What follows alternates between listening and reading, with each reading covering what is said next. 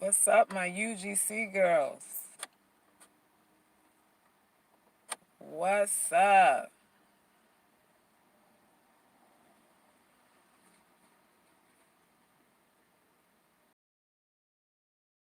Yay! Say the prayer, Emma. Say the mantra that I sent with it before you rub it on. This is a ritual. And say it as often as you can, actually. The love potion is love as it is about attracting it, because you have to have it to attract it. So say the mantra with conviction and self-esteem and confidence. Say what you want with confidence. What's up, Zen? You laughing at the topic already. So you're saying yes or no? So hoes to you, hoes are winning and they're not winning? Tell me why.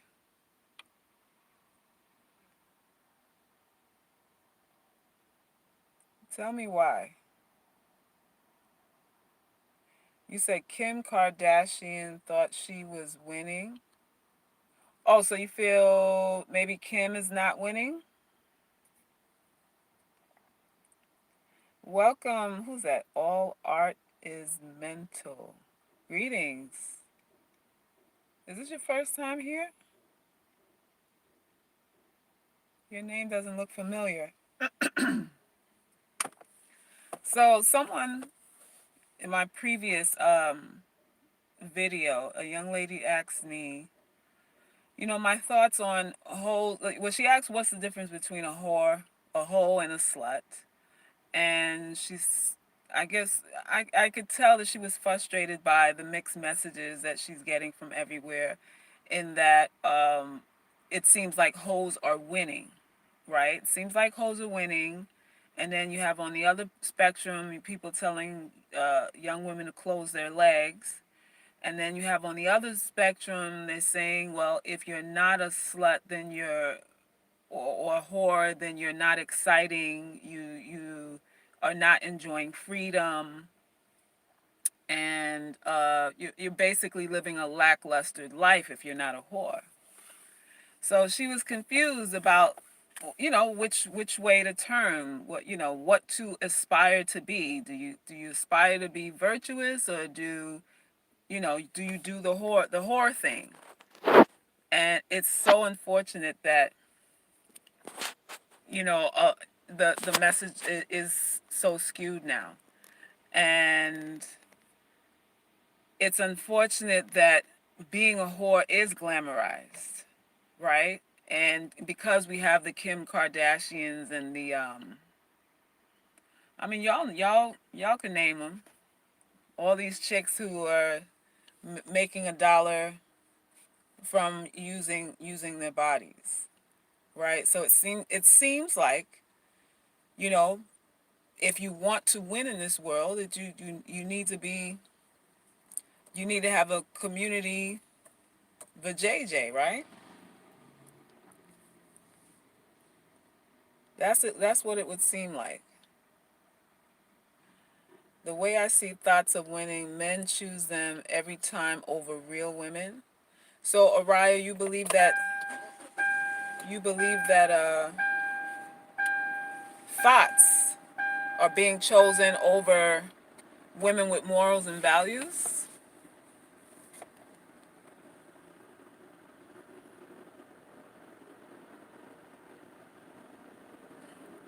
Who you talking? Ladybug said she ended up with a grown man that still eats his boogers. Huh? What? Who are you talking about? Lord have mercy. Let me scroll back up. Are you talking about Kim Kardashian? Kanye still eats his boogers? Y'all are a mess. Okay, Zen said they're winning getting the money, but it can be a no depending on the status of your life. what you may have to do to get the money and the end results. Okay. Well, yeah, there's that. Angela asks, Oriah and Selk is what makes a real woman. You don't know? You don't know what makes a real woman? That's a shame, you know. You don't know what makes a real woman? So, my take on it is this. The reason why it appears that a whore is winning over, let's say, a virtuous woman is because a whore quantifies her value. I want y'all to listen to me carefully here. The reason why the whore wins is because she puts a dollar amount on her value. She's not skewed, or she doesn't allow blurred lines or gray areas because of emotions like love, um, and this care, and he looks good, and all the things that cause us regular women who value feelings and emotions to become blinded by. A whore is about line, her bottom line first. So when she conducts interviews for pers- prospective clients or boyfriends or husbands or whatever, she's quantifying their value as well. She's not looking at it as, I have to have feelings for him first. That's not her top priority. Her top priority is not that she finds him attractive, or that she, she likes him, or even that the sex is good, or that attractive. Those things are not priority for her. The priority for her is what she's going to get out the deal. And can he deliver it? Everything else comes second to that. So this is why a whore negotiates and usually will get what it is that she wants, because she is not, her agenda is not altered by the emotional component of a relationship. Not to say that she doesn't care about the men. It's impossible to care about the men or the man that she's with. It's that she knows what she's doing this for up front. And there's nothing that skews that. There's nothing that gets in the way of that. Nothing. So this is why a whore will always win.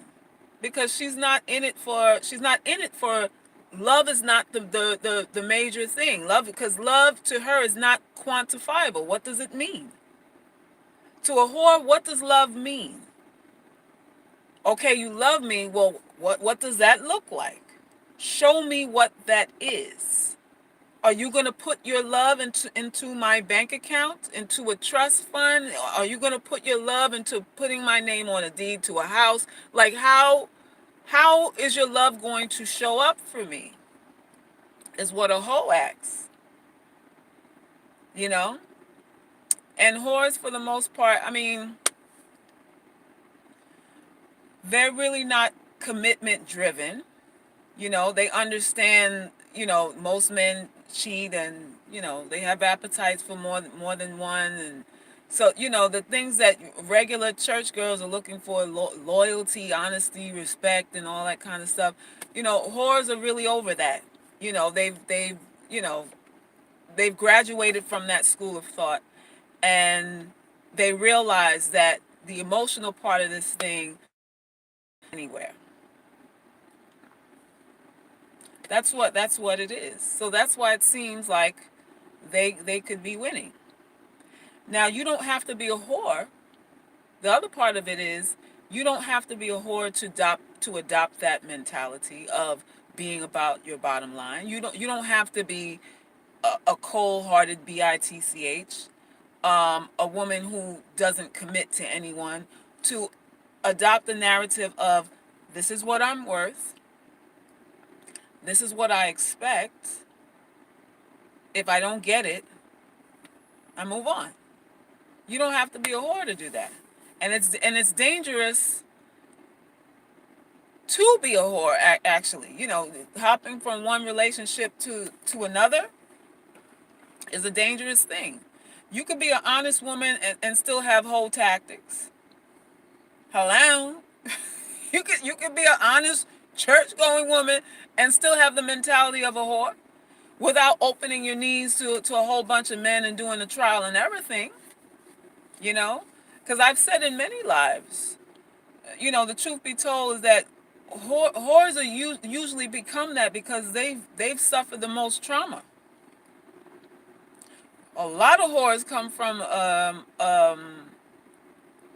an abusive, violating early beginnings of their lives. A lot. Most, if not all.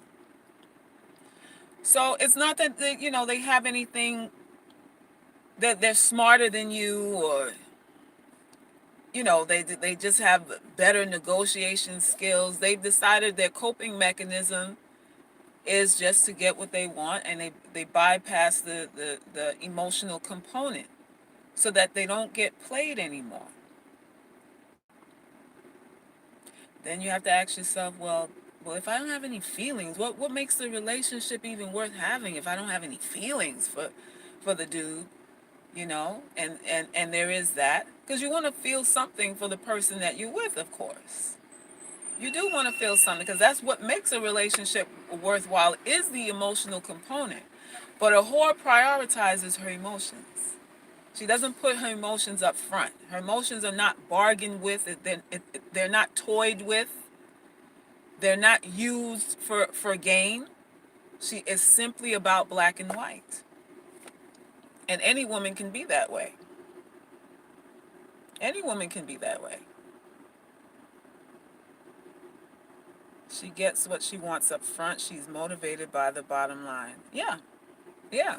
Whereas, those of us who are not, we've been indoctrinated to believe that the emotional part, or the love part, is the most valuable part of a relationship with a man. So that's what we search for first. That's what has us opening our legs for men we barely know, because we're looking for that love component to happen, and we think intimacy will bring you there faster, when the opposite of that is true. Usually, as soon as you are intimate, the relationship is over. There is no reason for him to strive for you anymore. There's no reason for him to do anything, to sacrifice, make concessions and compromises, and shape shift and move around his schedule for you, rearrange things to fit you into his life. There's no incentive for him to do that once intercourse has been had. So you ladies have to understand, when you're giving things away for free, there is no incentive to do anything outside of what he is doing for you. The incentive to do for you is contingent upon receiving something. If he's already receiving something, there's no reason for him to do anything extra. There's no reason for him to do anything else. So it's never beneficial for you to be a slut, let's say. It's never beneficial. It's too risky, and there's hardly any return on that. It's hardly any return on that. When you think of all the men you've been with intimately, how many of them were even worth the risk? How many of them were even worth the the so-called pleasure that you got, if you even had that? Because come on, y'all know the statistics. Probably 90% of the men you've been with came up short. Were not even satisfying. So you risk your life for unsatisfactory intercourse. And then you can get, and not only you have unsatisfactory intercourse, you're not even getting, your livelihood is not increased in any way. You're more stressed, you're more anxious, You're more doubtful of your worth coming up out of that so-called relationship than you were when you started. So not only are your bills not paid, but you also leave it feeling more fucked up about yourself. What's the point? So a whole goes, listen, I know what this is. The chances of this being anything is whatever percent. So, put the money on the nightstand. These are my fees. These are my fees for this transaction. A hoe knows what's a transaction and what ain't. She's not skewed by, the misinterpretation of an actual relationship. Like a lot of us are. A lot of us are in a transaction, not a relationship. You think you're actually in a relationship, and the dude is, it's a transaction that you're not getting compensation for, or the compensation you're getting is, oh, I think you're pretty. You're so pretty. The compensation package you get is compliments. Compliments. You can't cash no check with a compliment.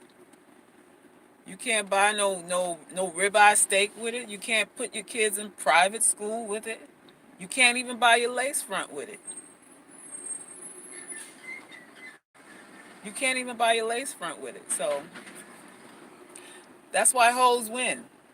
They understand their value, and they have actually put a dollar amount on it. Stop the forced sexual reassignment surgery of the black people.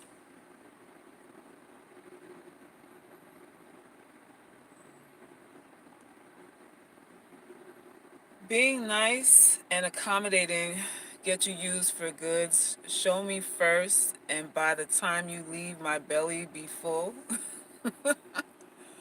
Okay. What's up with y'all and this sacrifice thing? What do you mean? What's up with y'all? Who is y'all? And can you clarify your? I don't even know what your question is. Even as a married woman, I know to manage my emotions. Too much emotion will leave you putting your spouse on a pedestal. Well, I told y'all before, real care, real care happens over time. In the beginning of a relationship, each party is keeping score. In the beginning of a relationship, uh, it's heavily based on reciprocity. You do for me, and when you do for me, I'll do for you. And it's not until you've jumped over a few hurdles, maybe gone through a few bouts of sickness, maybe near death experiences, setbacks, and that sort of stuff. When you've ridden the wave of life together, and you're still together after it, then you start appreciating each other on a less superficial level. But the problem is, when it gets to that point, it really becomes more of a brother and sister uh, kind of care. Like, you care for each other like a brother and sister, or a mother and father. I was sort of like a mother and father, I would say. That's why, like, the old people, when they call each other, old couples, and you have you ever seen an old couple call each other mother and father before? That's what it turns into when you stop keeping score. But it takes time to get to that point, and it's not lust driven. So, there's that component. But we seem to feel that a relationship isn't worth anything unless it's lust driven. But you don't have a relationship that is lust driven, because usually lust driven relationships are one where either one or both parties are really not never satisfied. You can't satisfy someone who's lust driven. This is why men cheat. This is why women cheat. This is why people watch porn and play with themselves and all kinds of stuff. This is why.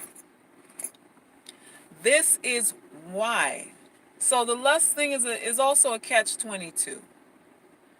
It really is. Why? Because the longer you're with somebody, the less you lust after them.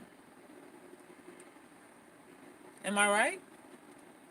The longer you are together with somebody, the less lustful you feel towards them. This is also the natural progression of a relationship. And a lot of relationships can't withstand the point in which you reach where it's like, I don't want to rip your clothes off anymore.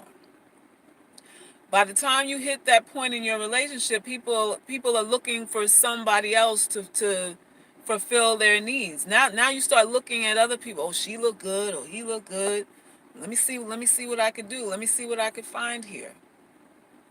And this is at that point is when people throw away an absolutely great relationship, because that lust component isn't quite there anymore. And it just doesn't last forever. It can't. It can't. Because once you get used to something, once you've had something, you don't lust over anything that you've had already. You usually lust over things that you don't have, or things that are new. You don't lust over what you've had and experienced already, because desire is about something that you don't have. You don't desire what you have. You desire what you don't have. So it's inevitable that you're going to reach a point where it's like, I care about you, but I don't want to claw you down. But I do care about you. I will defend you with my life, but I don't want to ride your back all the time. That doesn't mean your relationship is a throwaway. It's just the natural progression of life. You will become friends eventually if you are together long enough. More friends than lovers if you are together long enough. So that's what it is.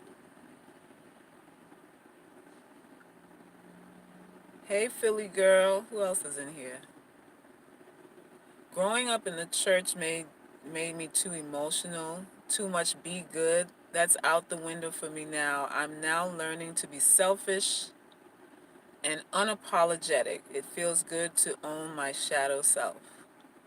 Well, the shadow self is something that I tell most women, a lot of us need to activate that part of ourselves so that we can be less pushovers. The activating the shadow self allows for you to become more assertive in your life. So most people that you meet who are self-professed good people, who are actually really good people, are lack assertiveness. They're just too agreeable. They're agreeable to a fault. So in order to counteract the disease to please, you have to activate your selfish side. You have to leave humility alone and the selflessness thing alone, and go towards the dark side, the selfish part of you, which we all have, including giving people. Because the fact is this, you give because it feeds your ego. I have never met a so-called good person who wasn't egotistically driven by giving. You feel authoritative when you give. So even in giving, it can be an act of selfishness that we mask as, being positive or a good person. But you give because it's in your interest, because it makes you feel good about you. That is selfishly driven. We don't like to look at it like that, but it is selfishly driven too. So we got to come clean with a lot of stuff. We got to come clean. Welfare gang? What do you mean? Yes, my great grands. Yeah, your great grandparents call each other mother and father, because that is what you become, either brother or sister or mother and father if you live together long enough, because that lust gets put on the back burner or it's eradicated altogether. Altogether. I'm learning too from years of brainwashing. I am very careful now and free. So you were brainwashed to be a good girl too? Who's that, Jala? Get him to invest in you. He would think twice before leaving. Hey Faith. My friend has been dating this guy for 5 months and with no commitment. They went for a weekend getaway and they slept together. I asked, are you guys together now? And she said, no, he's thinking about it. That's a woman who does not understand and who's not quantified her value. Especially if by what you're saying it seems like that she wants a relationship. So she sleeps with him before she's even sure of her status, of where she stands. This is how we get tripped up. Now a whore would be like, well, how much you giving me for this trip? Because she already knows she's gonna open her knees. So she's already negotiating on the front end. She's not doing this, she's not playing this, he taking me out because he loved me. Especially if he's not made the relationship official. If they're not officially together, the whore knows, okay, I know what this is. Put the money on the table. The whore would approach that as, well, how much you gonna give me for this weekend? Where we gonna go? What we gonna do?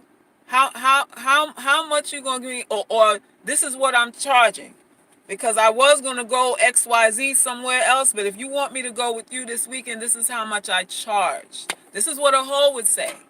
So your friend was treated like a whore that didn't get no money at the end of the deal. The dude's still thinking about being with her. All she got was a ham sandwich or you said they had a weekend getaway. Maybe it was an island. Did she go to an island somewhere? So she got pina coladas, some spam sandwiches if it's in Hawaii some damn where, and a thank you. And she came back with a wet crotch and questions. Your friend came back to the U.S. with a wet crotch that she now has to douche and questions about her value and the relationship she thought she was in. Hoes don't do nothing with a question mark. They need clarity. That's the difference between us and whores. Whores get clarity on whatever it is they're doing. And you see how your niceness is taken advantage of? You see how your emotions can be manipulated and taken advantage of? You think he doesn't know that she wants to be with him? He knows that already. But she's just going along for the ride. She's approaching it as a woman who's just waiting for things to transpire naturally. She's taking a passive role and saying, I'm just going to let it evolve. I'm going to let him decide, whenever he can. But I'm like this, if you're opening your legs, you're in a relationship. He's now responsible for you because you've done a life and death act. What if she's pregnant? What if she's pregnant? Let's say she didn't use protection. Because a weekend getaway, that usually don't involve no condom now. Maybe behind a dumpster. Maybe if he's doing it behind a dumpster with her, it involves a condom. But a weekend getaway, you doing it raw. You getting it in raw. You getting it in your mouth raw, in your backside raw. Everything is raw dog for a weekend getaway. Who we fooling here? Who we fooling here? And all of that. You going in raw for a thank you? For I had a great time this weekend. That's all she's gonna hear is I had a wonderful time with you, Samantha. You were wonderful, Samantha. You were so great this weekend, Samantha. Thank you. Thank you for this great weekend. Excuse me? Excuse me? That's all she getting. The voicemail saying, you know what, I just want to thank you again. You were so wonderful. I just want to thank you again, Samantha. That's all she getting is thank yous. Well, my auntie say, oh, you're only fucking for thank yous. Stop fucking for thank yous. That's what my auntie say. Oh, you're only fucking for thank yous. We gotta be more than that. We gotta be more than that. Some of y'all scared to put your foot down though. You think, well, I'm not cute enough to have all these stipulations. I'm really not. So, because I'm really not cute enough for all of this. This is what some of y'all say. So you're willing to put your life at risk for nothing because you feel you're worth nothing. You feel you're worth nothing.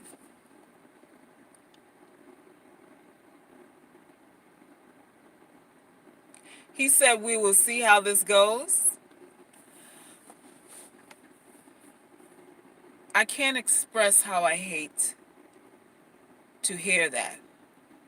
How I hate that as a response. You put your life on the line, and for him to say, we'll see. Let's table that for later. Maybe down the line. Well, we'll revisit this in 6 months. You putting it all out there. You giving him everything you have to offer, and his response is, I'm not sure. I'm not sure. You see why we can't do, you see why you have to have a whore mentality? Every woman should have a whore mentality. Every woman needs a whore as a friend, and every woman should have a whore mentality. I'm not saying be a whore, but have the mentality of one. It would benefit you. It will make you a better negotiator. It'll make you more assertive. It'll cut out the fluff. Whores don't deal with fluff. You either producing or you're not. There really is no middle ground. And if you're not producing, it's been real. A whore don't sit down and go, well, but I like him so much. Real whores don't. Some of y'all fake whores maybe, but a real whore don't be sitting there, well, I just want to see if it's going to work.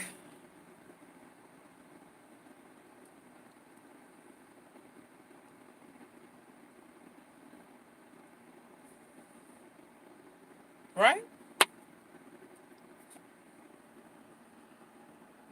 Yes, girl, I try to tell her, but she thinks I'm being judgmental.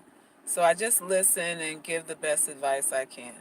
It be that. You come to them out of concern. This is why I say we don't have no friends. We don't have no friends. Because if she valued you as a friend, she would listen.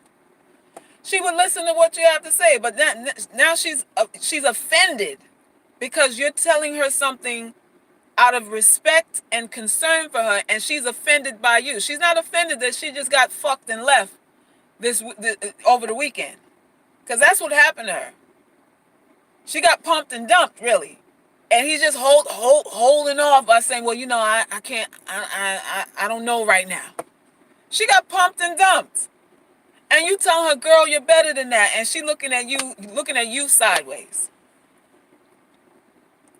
She looking at you sideways. This is what women do, though.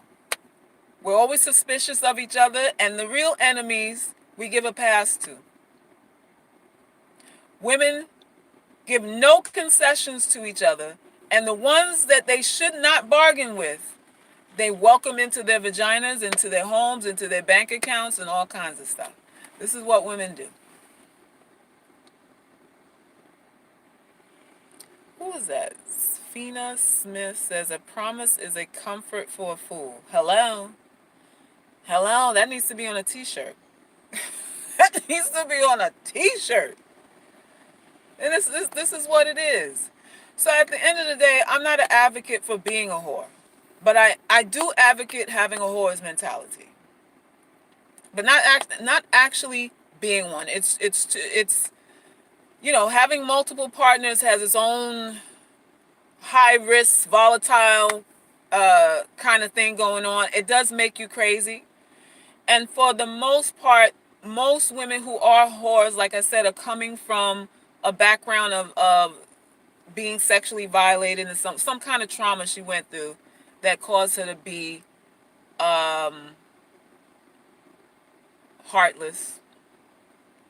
It's a defense mechanism for most whores to use men. That's her retribution for being taken advantage of, is that she'll just use men. So there is that. There is that. But it would benefit you to quantify your value in the beginning. Do not just listen.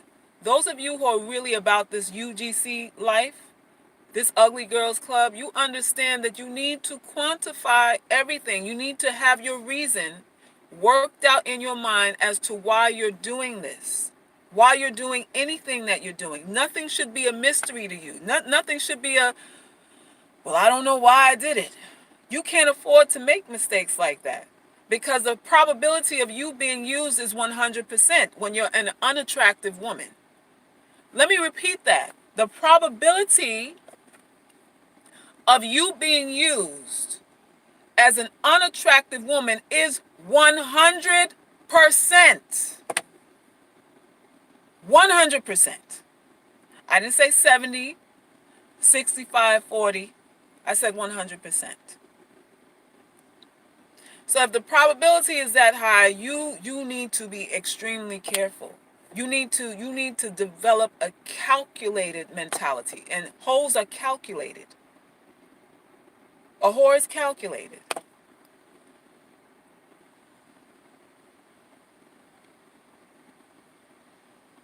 Freedom for the real Cuba Gooding Jr. Okay, you gotta go.